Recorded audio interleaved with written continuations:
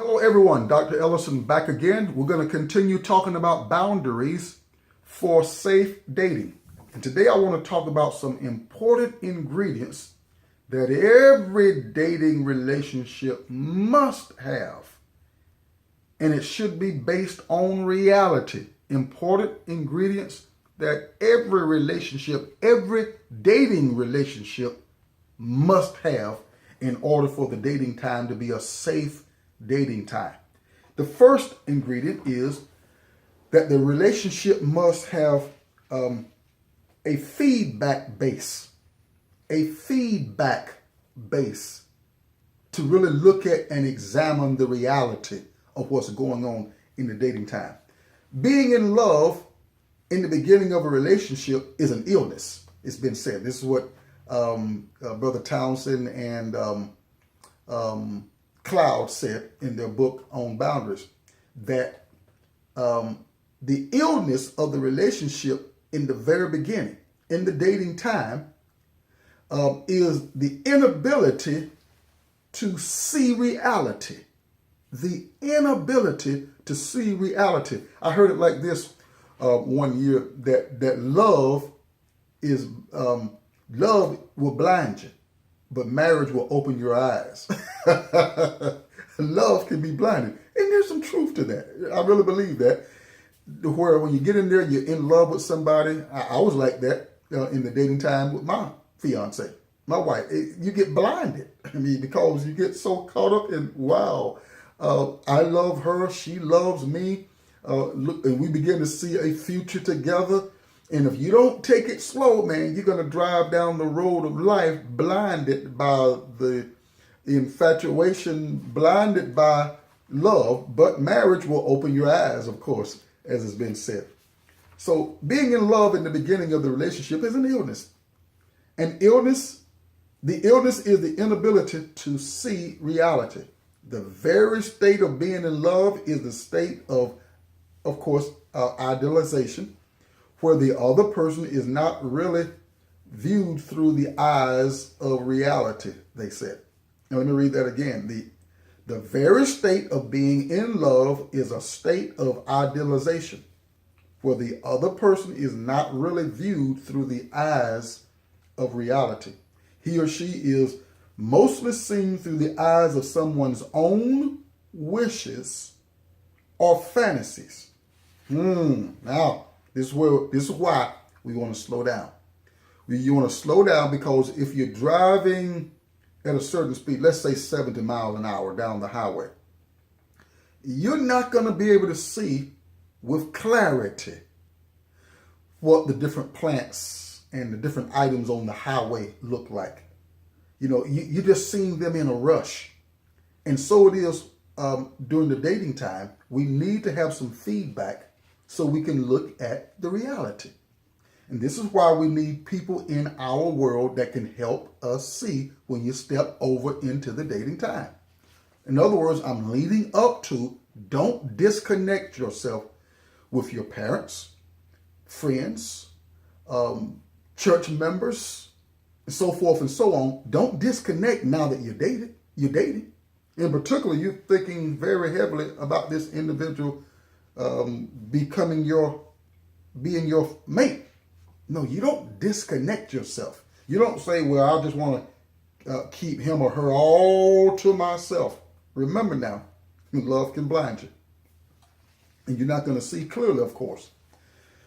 So it's important to get feedback based on feedback. It's important to have a feedback base so that you can see reality. Secondly, it's important to have a support base to help deal with the reality. We find the strength to do what we cannot do from other people. The strength to do oftentimes what you can't do, you can get that from other people. They stand by us in difficult times to help do several things for us. This is what being connected to other people is all about. This is some of the benefits of being connected. They help give emotional support. They help give truth and wisdom. Somebody who really loves you is going to give you the truth, going to give you wisdom. They help give you courage to take strong stands, particularly with hurtful people.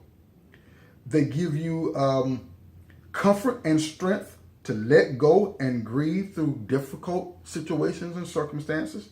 And they give us knowledge and skills that we don't necessarily possess ourselves. This is why you want to stay connected with other people.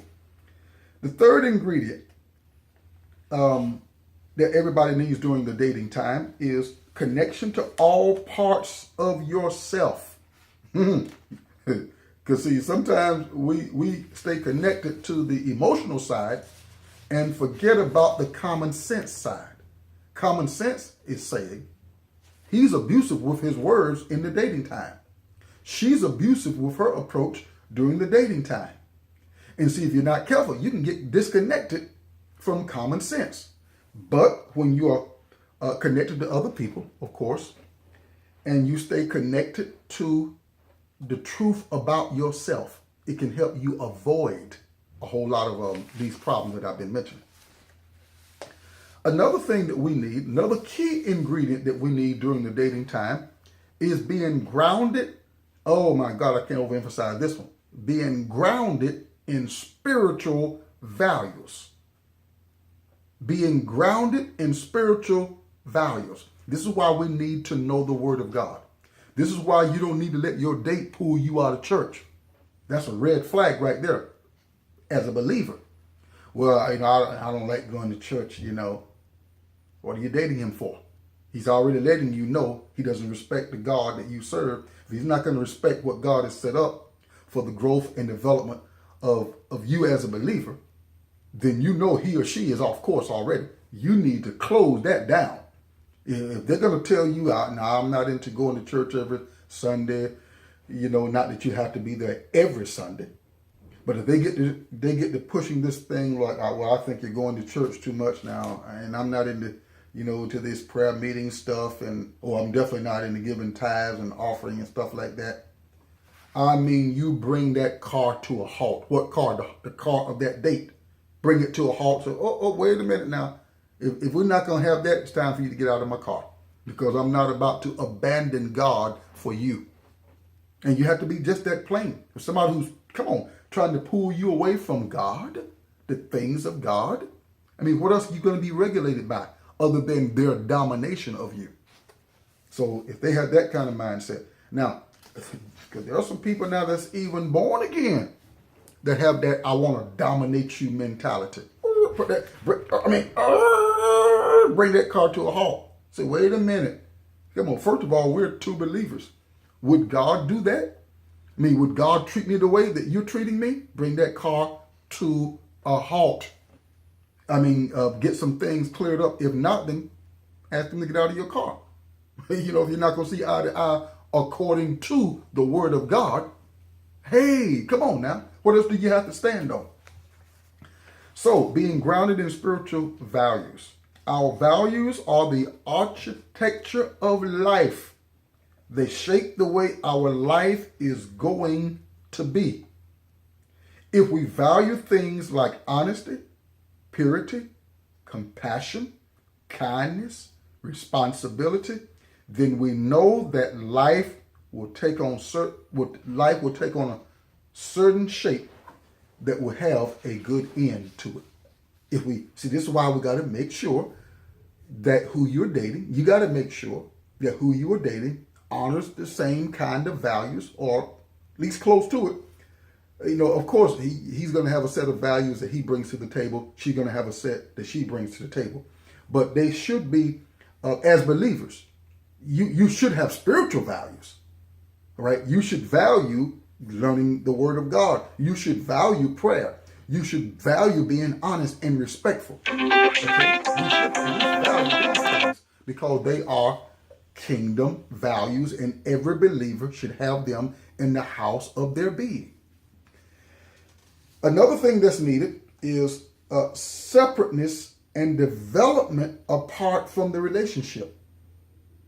See, people who have no time, friends, or things that they have apart from the person that they are dating is showing, I'm not being a whole person because I'm just totally dependent upon you, the date. No, you want to make sure that you and your date has something that they can do apart from you. You don't want to be the where now life is totally centered around you, imbalanced there. That will lead to problems. Head it off right from the beginning. Make sure that that person, simply stated, has a life other than just being with you. Now, I understand that people tend these ways because of deficits of the past for one reason or another. But we got to clear these things up. And this is part of what the dating time is about, and even in the early stages of the marriage, and who knows how deep even into it. But at least things need to be in motion to clear things up. You can much better deal with an individual who is at least in the process of dealing with things versus somebody they don't even want to deal with it at all. No, this is the way I've been shaped, and I'm just going to stick with the way I've been shaped. Well, that's not going to lead to a good relationship in dating nor in marriage. You got to do some bending. You got to do some yielding. You got to do some adjusting, particularly once you have said, I do. So this is why you need to take the time and look at these issues before you say I do. Now, somebody whose life is just totally centered around yours, red flag. All right. And lastly, another ingredient that we need in the dating time is just simple, safe dating. Remember, one aspect of safe dating is to remain connected to your friends, your family support, your spiritual support, brothers and sisters in the church, family, friends, stay connected. This is these things will help you have a safe dating time that can lay a good foundation for the future. Now remember, every house is built on a foundation. Every building is built on a foundation. If the foundation is off, then the rest of the building is going to be off. You're going to have something higher than if let's say one part of the foundation was low over here, high over here, then you just think of how the structure of the building is going to be set. High up on this end, low on this end over here. So this is why dating time and counsel in dating can help you build upon a good, strong, solid foundation to where things are not out of balance. When things are out of balance, like it is in a car, when the tires on a car need to be balanced, and if you don't get them balanced, then what you're going to find out is they're going to wear down on one side, depending on where it's out of balance at. And this is where one individual gets worn out in the relationship because the other person is overbearing or got too much expectation, too much weight put on them because of things not being balanced. Balance is a key, a major key to life. It is the key to life and a major cornerstone to an effective life. So when things are out of balance, there's going to be problems. This is why counsel, connection to family, friends, to the house of God, to God's people, helps lay a good foundation so that things will be in balance and you can have a great future. Now, I want you to share this information because we're in a society nowadays where we've got to reconstruct wisdom and common sense like this so that people can have good, sturdy, stable, great relationships. See you next time. God bless you.